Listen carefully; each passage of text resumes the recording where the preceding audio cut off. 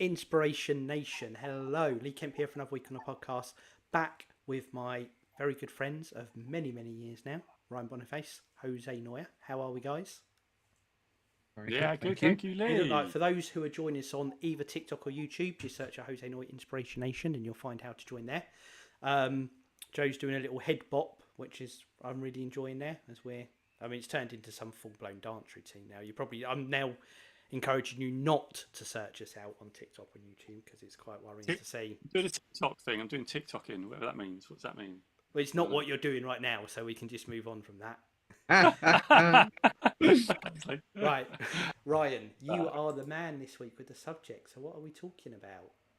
We're talking about something that Joe and I started to talk about, I think, at the start of a podcast we did one of the weeks you abandoned us for better plans. Yeah. Conversations are always better when Lee's not here, etc., etc.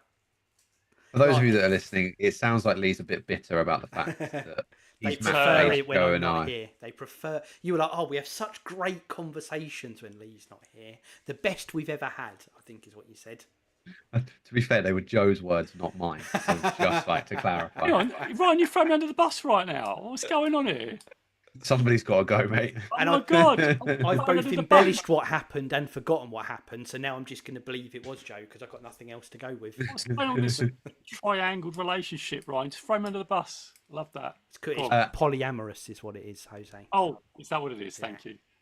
Thanks for that. Lee has to know these words in his line of, I don't know. Lee has to know them. Moving on. Ryan's got something. Anyway, let's take a right turn. Anyway, I seem to remember having this conversation with Joe around a time that I felt that I was doing nothing but working, where I was starting early and finishing late and going through the steps of just busy, just being busy. And I know we like to use the word productive on this podcast, but I only like to use that word when we actually gain something out of the back end rather than just being busy for busy's sake. And at the minute, funnily enough, I feel a little bit similar, especially the last couple of weeks. But that's just the time of year and the type of work that I do and just different deadlines, all approaching at the same time.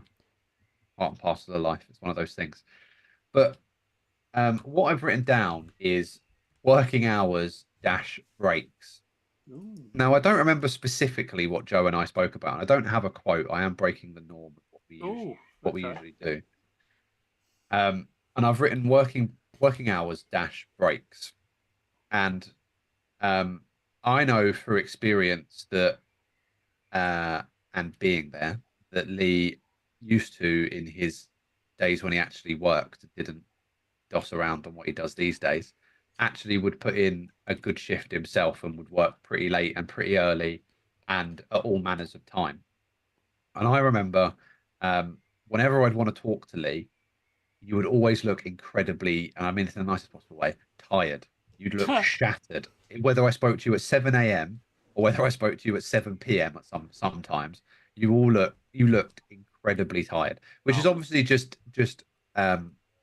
documentary of how hard you work and the effort that you put in to it was just a facade to stop people talking to me, but it didn't work with you for some reason. Obviously not. You got stuck with me, and here I still am.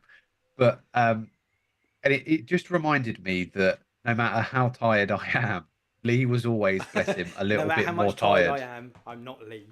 I'm not Lee. But I don't mean that in a negative way. I just mean it in that, you know, I could be working more hours. And I always use Lee as the example of, well, bloody hell, he puts in a shift. And I wanted to talk about how you've transitioned out of that life, because you are a lot less tired now. Well, you appear a lot less tired. I don't know what your sleeping pattern looks like, but you appear a lot less tired. And Joe's always been an advocate of taking adequate breaks and not overworking yourself.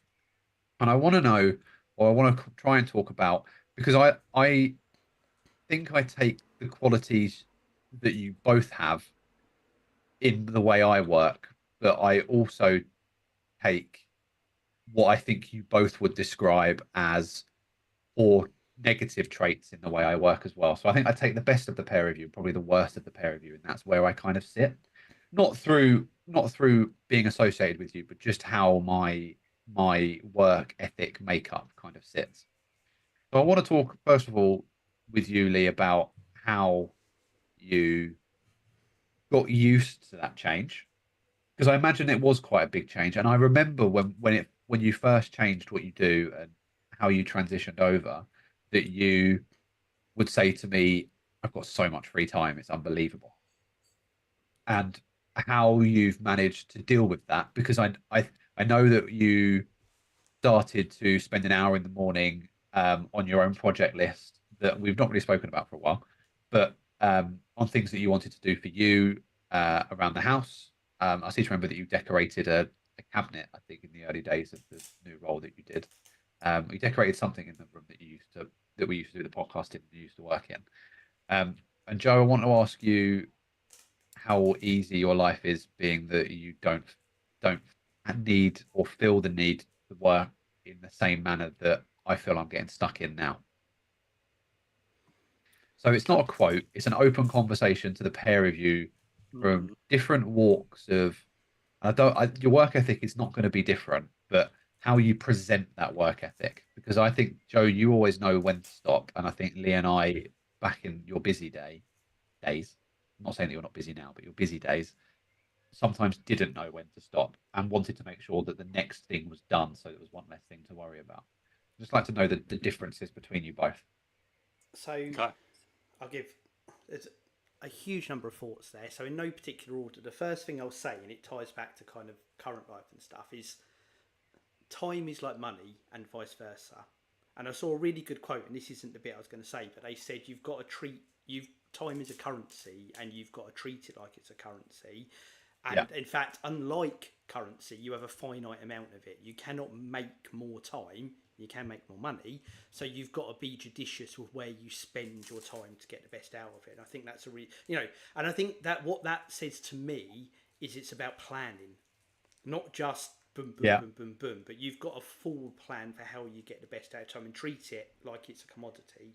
The other thing, in that time is like money, is that you fill it. So they always talk about living to your means. So whatever you earn, you'd be like, oh God, if I earn 10 grand more, I'd be able to do. The reality is you incrementally get there, and in your head you feel no better off than you realistically you are, but you just buy this more expensive brand of this, or you can get a coffee without worrying about it like you did before. And that all, you use your money. It's the same with time. Is you can gain free time because of a change. Sometimes quite significantly, you've got a big change, but you will start to utilise that. You will start to acclimatise to that, and then it becomes a new norm, and you're back where you were. And I think, and it's to say you can stretch your ability to use time, but you can also fill it up quite a bit. So yeah, that was just one thought. Close that down. Next bit, I went through stages with my time, and you referred to the tiredly. Like Sleepy Gary out of Rick and Morty. It's like Sleepy Lee. Yeah, it was. But I went through stages with this. So when I first landed in what I'd call kind of operational type roles, I was, and this is to counter for a quote, I was your archetype busy fool. I would be literally sitting at my desk, sweating in the office where I was so frantic with my working. But I wasn't really getting anything done. And I was your busy fool 100%, that I was not being productive. I was doing a lot, but my outcomes and my output was really, really low. And I had a really good mentor at the time, shout out to Dave, who really helped me and showed me that I was a busy fool and helped me plan my time more. And suddenly, in comparison, I was just like breezing around the office and getting far more done, and everything was more organised, and everyone felt like they were getting more done themselves and getting more time and everything else, because I'd moved through that. Yeah. The next evolution is the one that's come more recently, like you've said, Ryan. And I think I started a new role 2.5 years ago, and it was like a clean slate, because it was a real different role. So it's not like I've now got promoted and there's a bit of an overlap from the old role to the new role and you blend into it. It was a real clean cut that one day I'm doing this, the next day I'm doing this. And helpfully I had a Christmas break in between. So it's like one day I'm doing this, 2 weeks later I'm doing this. So I got to clean slate.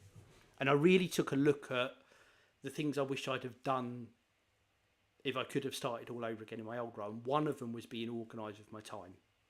And actually, I went on some courses at the start of this new job that really helped with that as well, and used techniques like time boxing and things like that, where you become really focused. So, you know, I will put in 2 hours every week to review what our plans are and see what we're doing.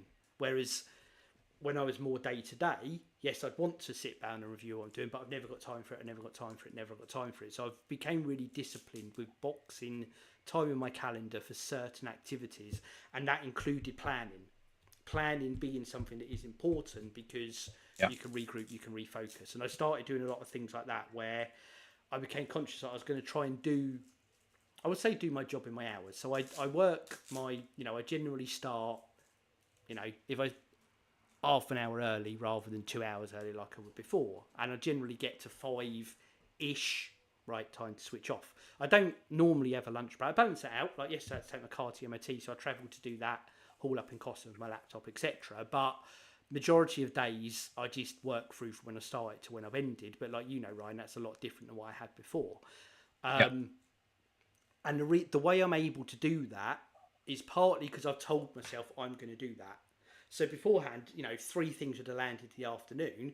Oh, I'll just start early to look at them. Oh, I'll just log on the weekend to do them. Now I'm like, no, I will make sure that tomorrow and the next day I've got time to do this. And I've just become really, really disciplined with my time, is I think what's allowed it to happen. And actually, I'm really productive because what I'm able to do is focus on the things that are really important. So actually, I'm still outputting as much, but the things that I'm outputting are the things that are on people's top 5, rather than me just hitting everything in the order that it comes through.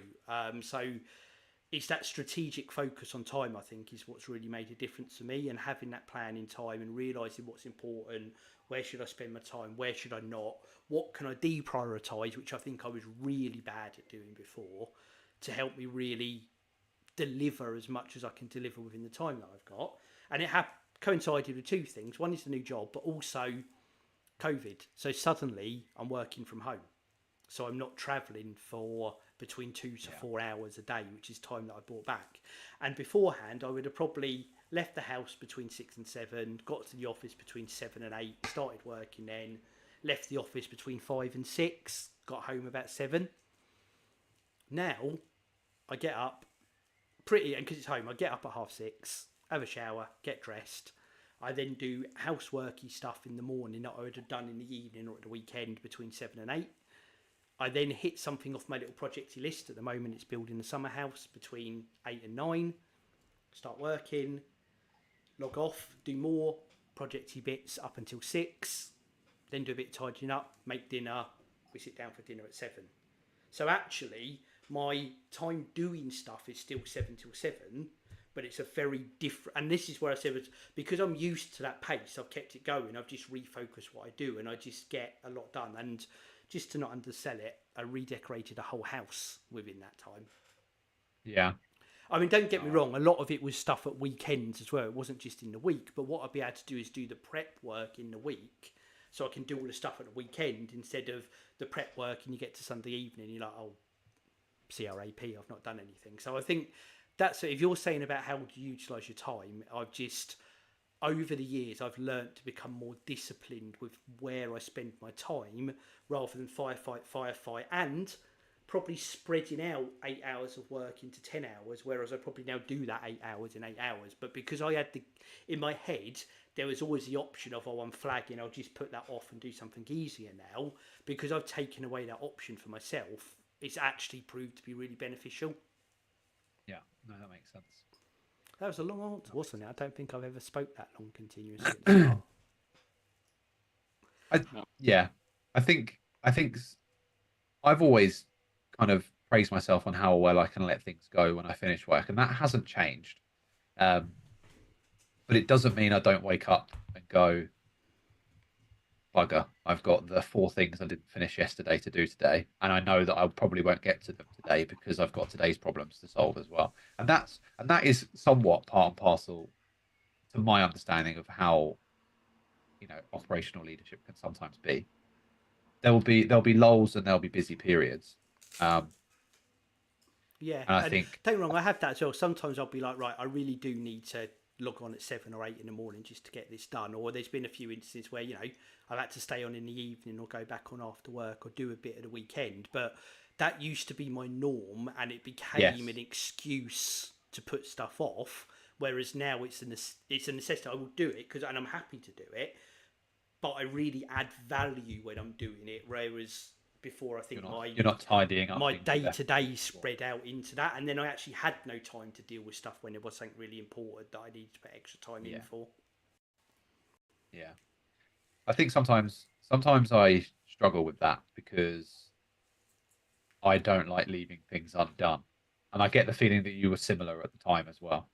In a way, that you thought, if I get it out of the way, then that means the next thing that comes up, I don't have to put that behind anything else. And sometimes I feel like that, and sometimes I can't win. Sometimes it feels a bit like that dilemma where you have to, you have a train and you either choose to kill 5 people or 1 person. It's not you've built yourself a no-win situation in your head. Sometimes, yeah. And sometimes I'm in control of that, and sometimes I aren't. I'm not. Sorry, that's poor English. And I have to reach out to my line manager and go, "You're asking for this and this.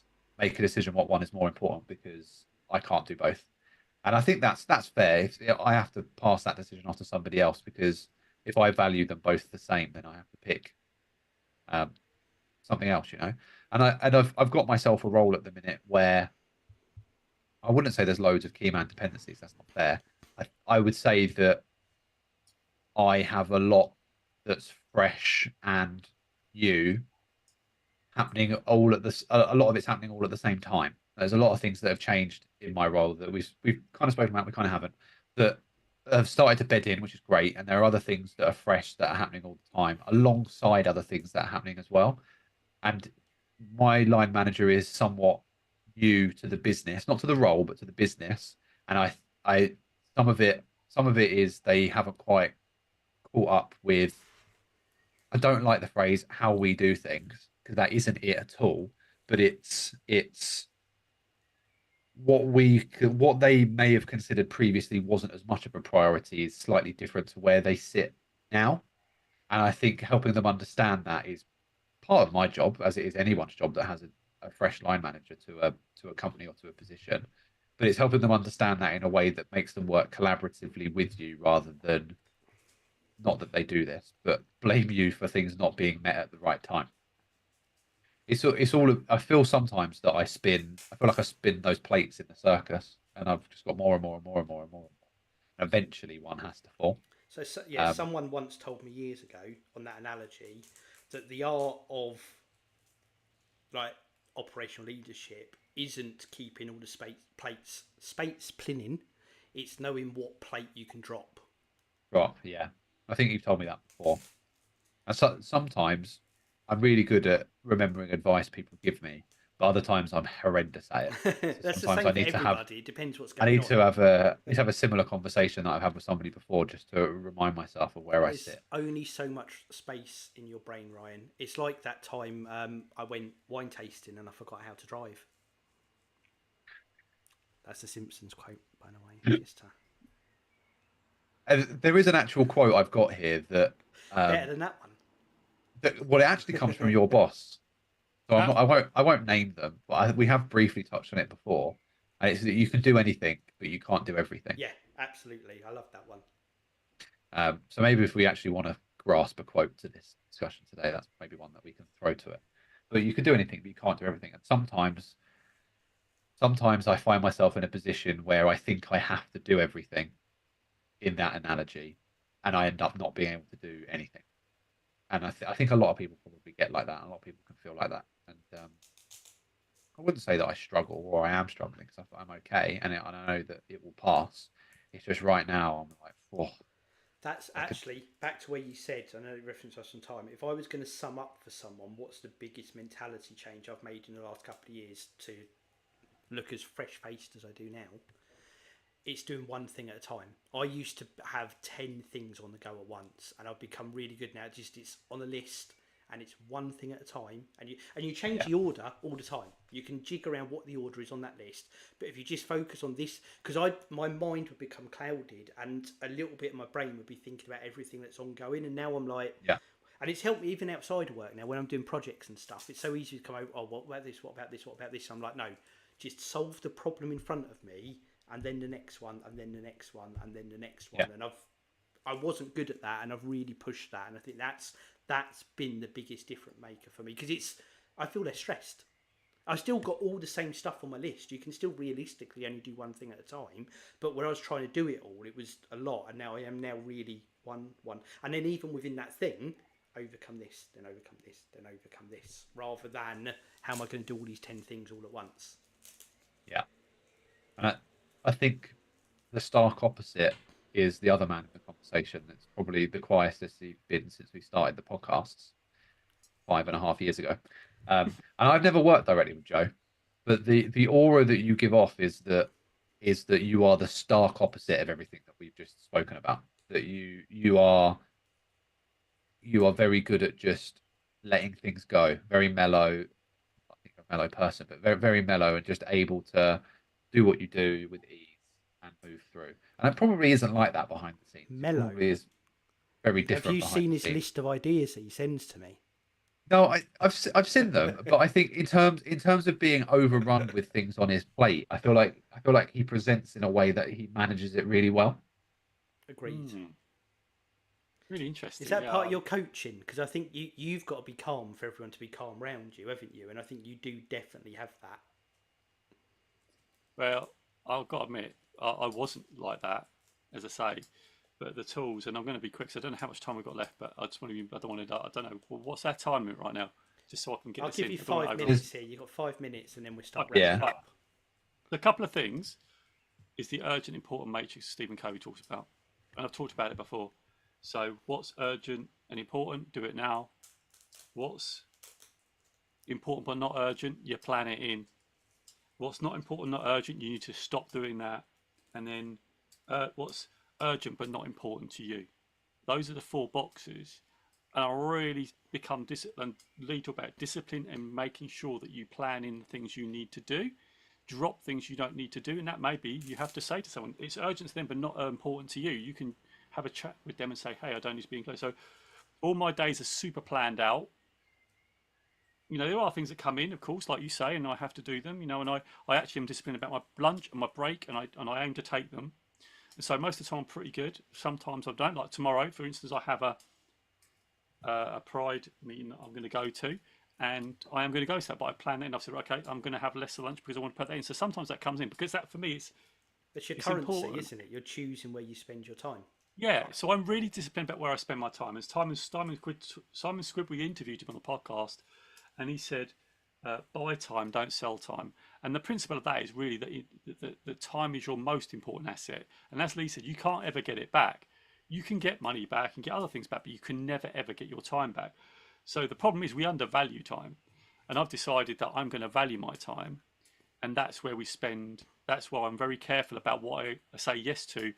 And I'm very, very disciplined about saying what I say no to. I don't always get it right. Of course I don't. But that's where I go. And it also talked about this in the earlier podcast. We talked about Mel Robbins. And Lee, you referenced this, that if we've got a gap and you don't protect that gap, it will get filled. Oh, and there's a principle about that. Or it's about, actually, I think, if you say, oh, this task is going to take me X amount of time, it will take that time. I can't remember Peter's principle or something. Maybe ask Robo about it, but it's something like that. We talked about it in the podcast before.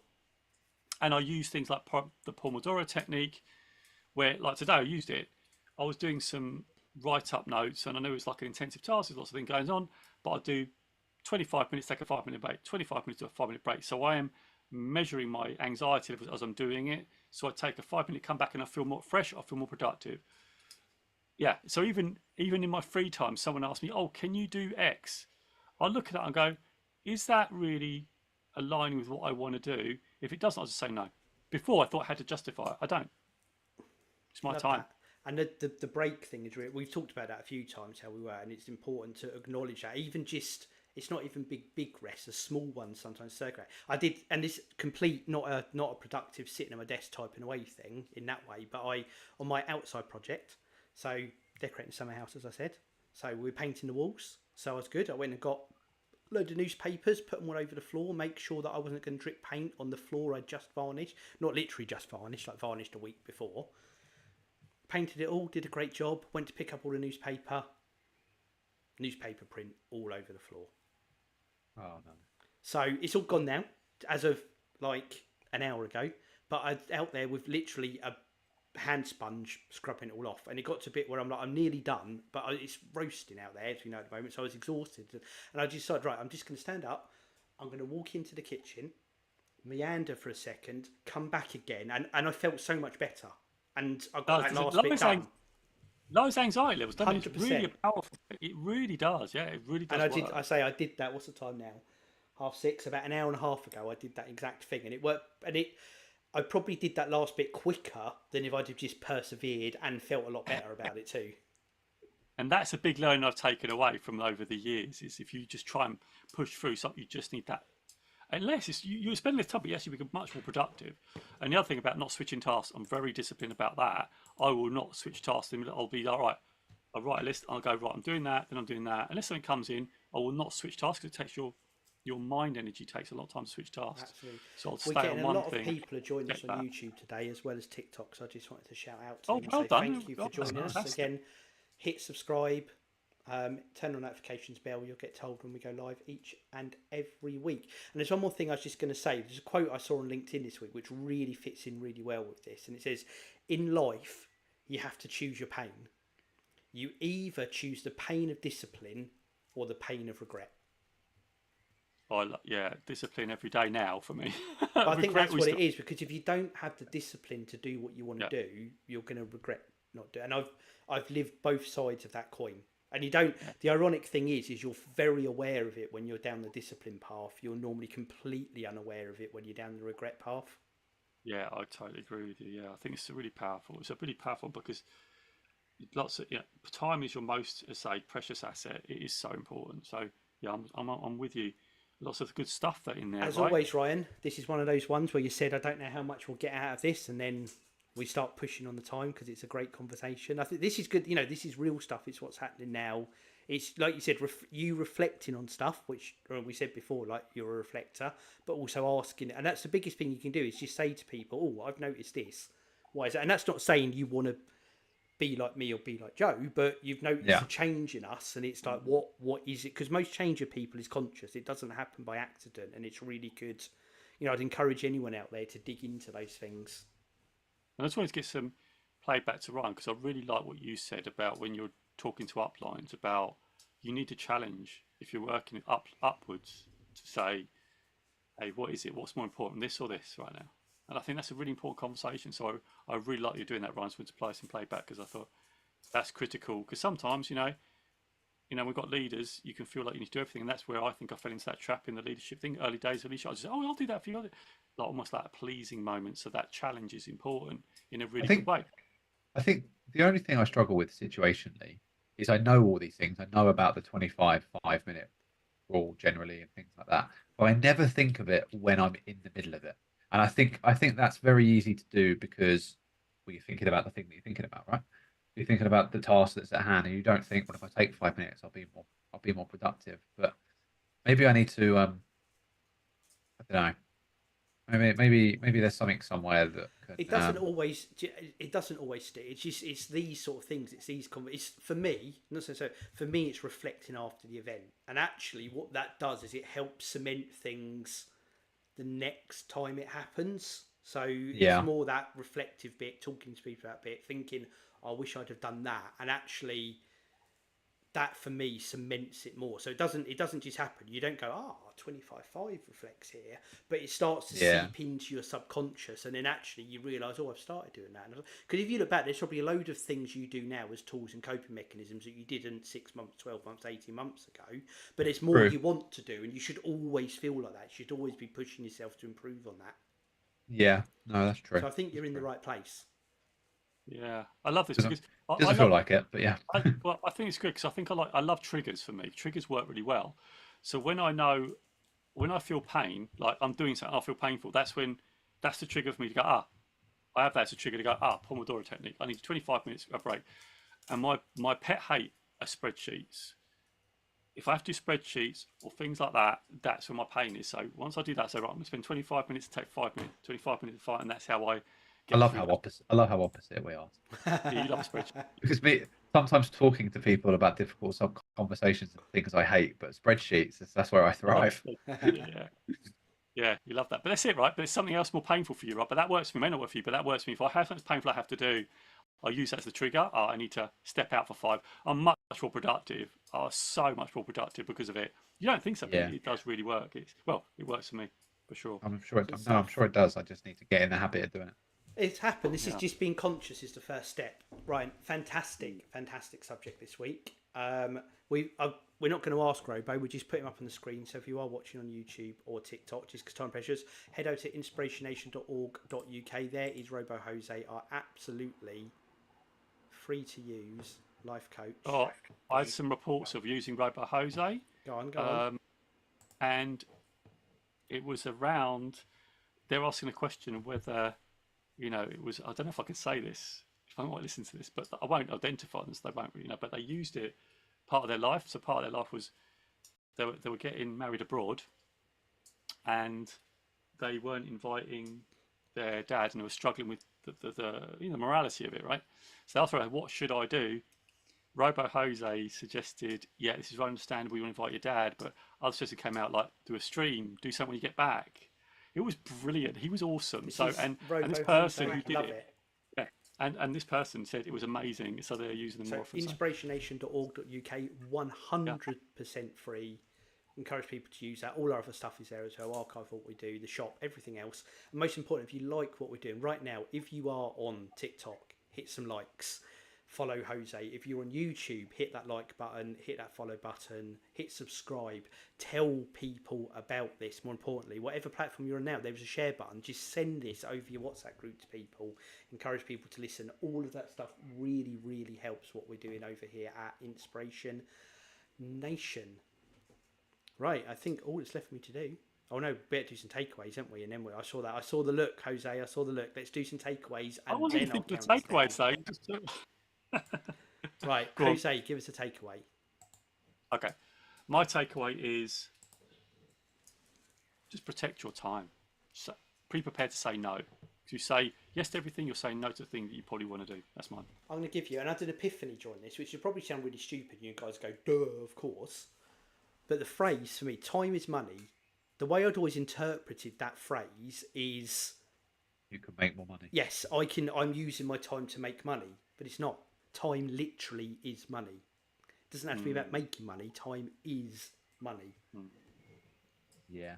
Thank you on YouTube, the Grumpy Hiker, for the love heart. Appreciate that. Don't forget. Oh, Grumpy! Hello, Grumpy. Hello, Grumpy. Yes, the Grumpy Hiker. Fantastic. Yeah, know him well. Ryan, give us your takeaway before we wrap us up. I don't feel like I deserve one, being that I'm the subject. Go on, treat yourself. Issues are the subject. Treat yourself. I love that. Find a way to make your time more productive. That'd probably be the way that I would do it. Do something that works for you. Absolutely. I'm not busy. I'm productive. T-shirt available now at inspirationnation.org.uk/shop. Love that. Right, I'll count us down and we'll be back next week. Again, support every way you can. We appreciate it. Appreciate all the involvement today. Again, Jose Noya, Inspiration Nation. Stick it in your Google machine. Follow us TikTok, YouTube, Facebook, wherever. We're all over the place. 3, 2, 1. Inspiration Nation. Nation. Catch you guys later. Catch you guys later. Later.